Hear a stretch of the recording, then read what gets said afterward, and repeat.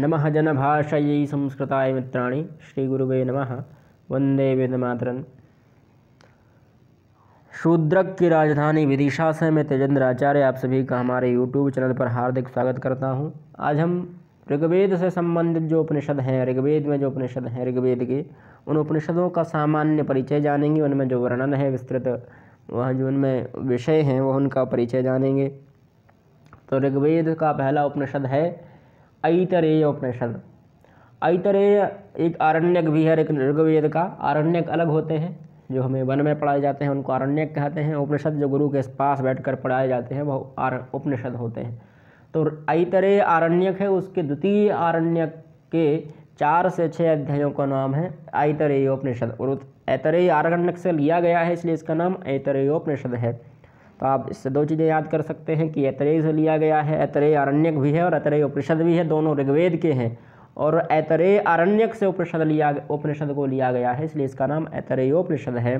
और कौन कौन से अध्याय से लिया गया है, तो 4 से 6 अध्याय से लिया गया है। 4था अध्याय, 5वां और 6ठा अध्याय, 3 अध्यायों को लेकर ऐतरेय उपनिषद बनता है।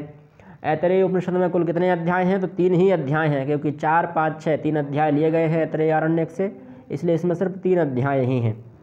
प्रथम अध्याय में कितने खंड हैं, तो प्रथम अध्याय में 3 भाग हैं, 3 खंड हैं। द्वितीय अध्याय में 1 खंड है और तृतीय में भी 1 खंड है। यानी प्रथम में कितने खंड हैं, 3 हैं, और बाकी द्वितीय तृतीय में 1 खंड है। विश्व की उत्पत्ति का विवेचन कहाँ है, तो यह ऐतरेय उपनिषद में ही है। पुरुष के 3 जन्मों का निर्देश कहाँ है, तो ऐतरेय उपनिषद में है। पुरुष ने कितने 3 जन्मों का इसमें वर्णन मिलता है।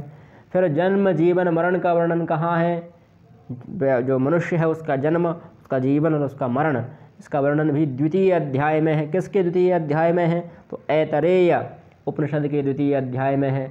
आत्मा के स्वरूप का वर्णन क्या है, तृतीय अध्याय में यह आत्मा के स्वरूप का वर्णन मिल जाएगा ऐतरेय उपनिषद के। प्रज्ञानम ब्रह्म महावाक्य कहाँ से लिया गया है, तो यह ऐतरेय उपनिषद से लिया गया है, जो पुरी पीठ का ध्येय वाक्य है। शंकराचार्य की एक पीठ है पुरी पीठ, उस पीठ का यह ध्येय वाक्य है प्रज्ञानम ब्रह्म। ऐतरेय उपनिषद से ही लिया गया है। सा भावयित्री भावयितव्या, यह पंक्ति संबंध है, तो यह ऐतरेय उपनिषद से ही संबंधित है। परोक्ष प्रिय कौन होते हैं, देवगण होते हैं। और इंद्र शब्द की व्युत्पत्ति कहाँ है, तो ऐतरेय उपनिषद में ही इंद्र शब्द की व्युत्पत्ति है। पुरुष जन्म का वर्णन, मरण, जीवन, ये सब द्वितीय अध्याय में है ऐतरेय उपनिषद में। यदि मरण का भी पूछा जाए तो भी वही में है। पुरुष का जन्म, मरण, जीवन, तीनों चीज़ें द्वितीय अध्याय में है ऐतरेय उपनिषद के। फिर इसका अगला उपनिषद है कौशीतकी उपनिषद। कौशीतकी आरण्यक से लिया गया है। यह 3 से 6 अध्याय तक का भाग है, कौशीतकी आरण्यक से लिया गया है, इसलिए इसका नाम कौशीतकी उपनिषद है। ठीक है। कौशीतकी उपनिषद को ब्राह्मणोपनिषद भी कहा गया है कहीं कहीं।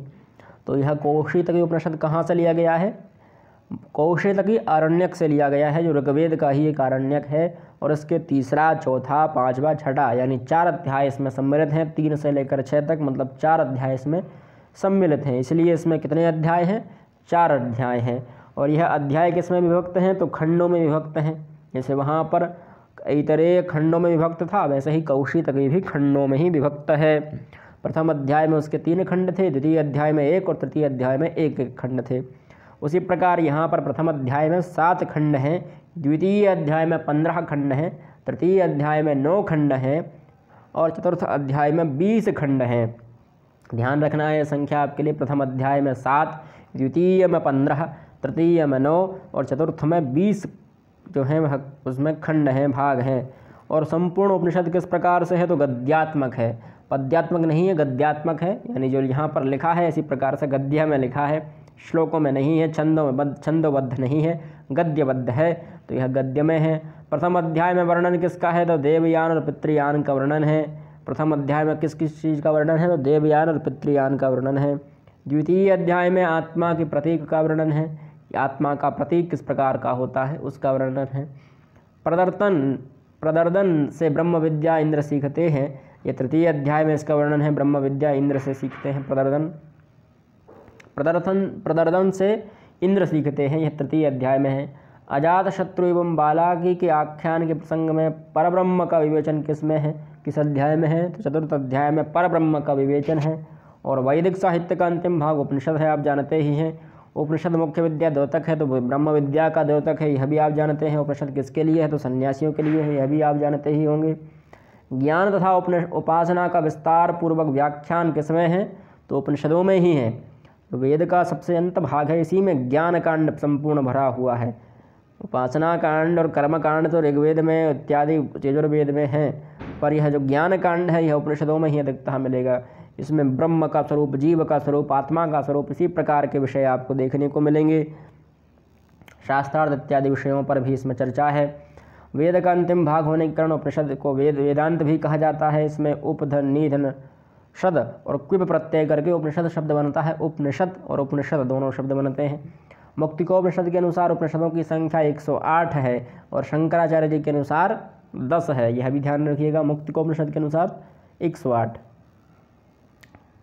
और शंकराचार्य जी 10 मानी है। गूढ़ आत्मविद्या का निरूपण कहाँ है तो वह उपनिषद में ही है। अब यहाँ पर हमारा समाप्त हुआ ऋग्वेद की उपनिषद ऐतरेय और कौशितकी, दोनों उपनिषदों की हमने जानकारी ले ली। अगली वीडियो में हम यजुर्वेद की उपनिषदों को देखेंगे। तब तक के लिए जयतु संस्कृतम जयतु भारत।